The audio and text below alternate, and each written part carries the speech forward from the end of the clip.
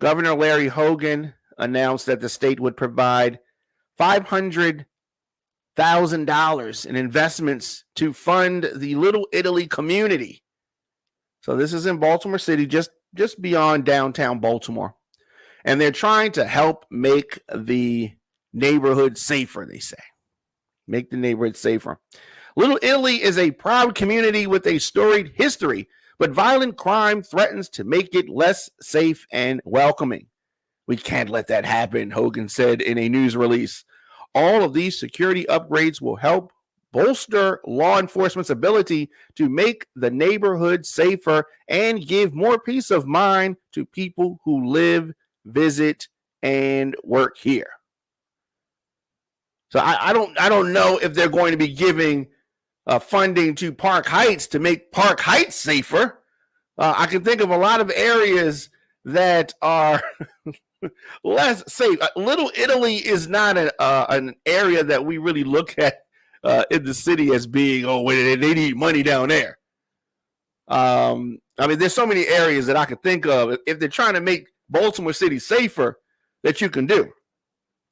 But hey, don't get me talking about that.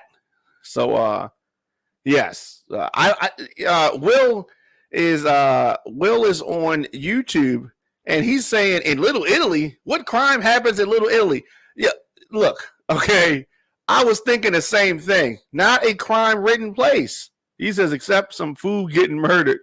Yeah, it is not really a crime place. This is just theatrics. This is just for publicity. Of course, we know that Hogan is considering a run for the presidency.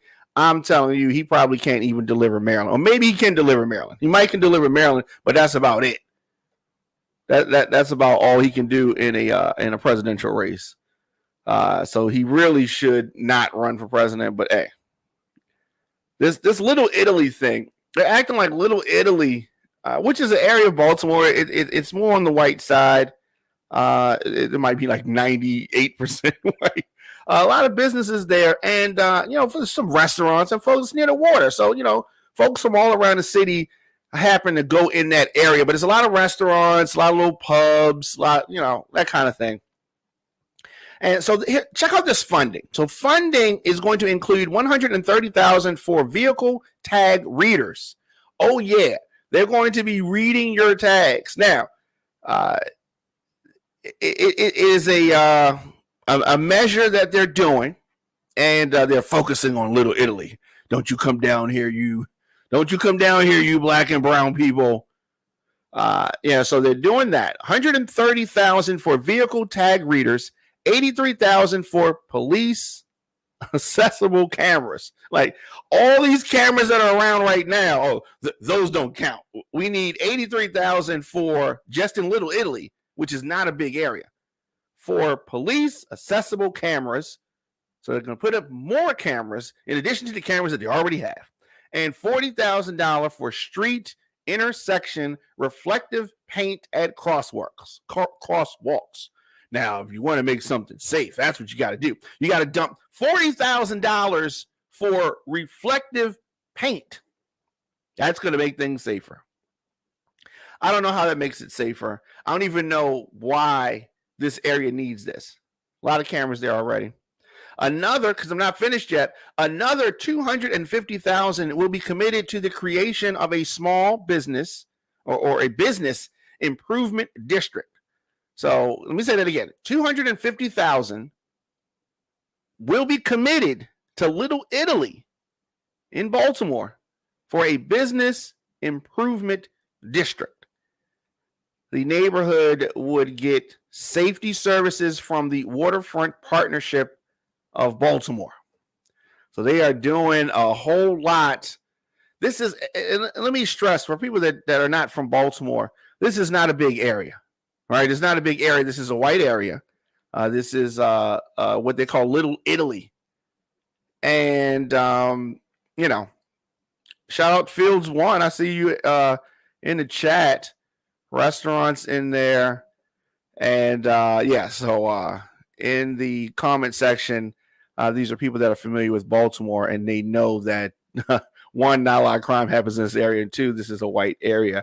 So they're really hyper focused on it. It's such a cornerstone of Baltimore. Little Italy is a cornerstone of Baltimore City.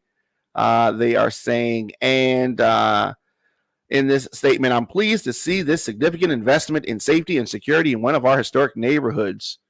Okay.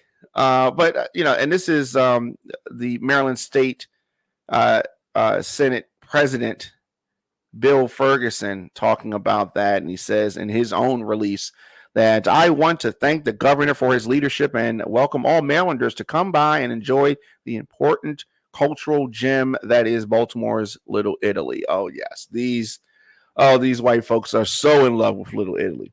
But there's so many other areas in the city that are also historic, that are also in need of this type of investment. And it's up to our leaders, our elected officials, to make sure that that investment happens. Now, we have we got a crop of folks in office right now. And, I want to see the investment get spread around the city and not just in certain areas that are not really in need. You know what I'm saying? Not really in need. We've got a lot of areas in Baltimore. A lot of crime in Baltimore. We're talking about crime. Just tuning in, we're talking about crime. What is fueling the crime in Baltimore? And, I'm not going to sit here and I'm not going to let folks act like Baltimore is the only place with a surge in crime. Because we are not the only city. We talked about Chicago last week, and they're, past 400 murders just for, this, 8 months into the year. So we got other places that are worse than we are. But that still does not stop me from talking about and asking the question about what is fueling crime in Baltimore. What is fueling this surge in crime? I know some people are going to say it's Marilyn Mosby. She fueled the crime surge. I beg to differ. She did not fuel the surge in crime. And she's going to be replaced soon by Ivan Bates. And time will tell whether or not there is a change in the crime. Time is going to tell.